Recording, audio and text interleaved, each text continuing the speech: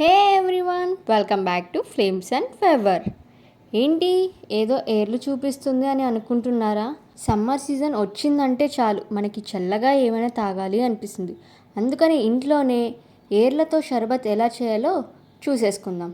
ముందుగా వీటిని 3 సార్లు నీళ్ళల్లో మట్టి పోయేదాకా బాగా కడుక్కోండి. కడిగిన నీళ్ళు పడేసి ఇప్పుడు మంచిగా తాగే నీరులో ఈ ఏర్లన్నీ వేసుకొని రాత్రంతా బాగా నానబెట్టేసుకోండి.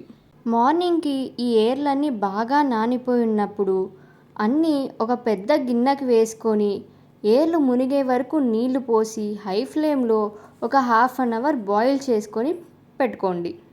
కాస్త చల్లారిన తర్వాత ఇలా వడగొట్టుకొని పక్కన పెట్టేసుకోండి.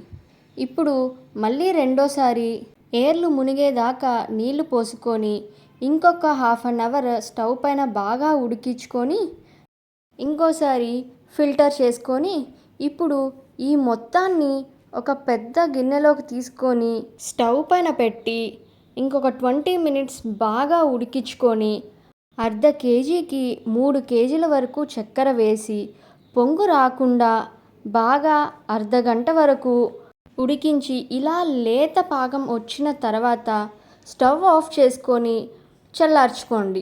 ఈ షర్బత్ మీకు 1 ఇయర్ అయినా సరే అలాగే బాగుంటుంది.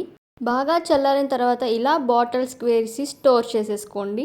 ఇంట్లోనే ఇలా షర్బత్ సిరప్ ఒక్కసారి ట్రై చేయండి, చాలా బాగుంటుంది. మరిన్ని రెసిపీస్ కోసం సబ్స్క్రైబ్ టు మై ఛానల్.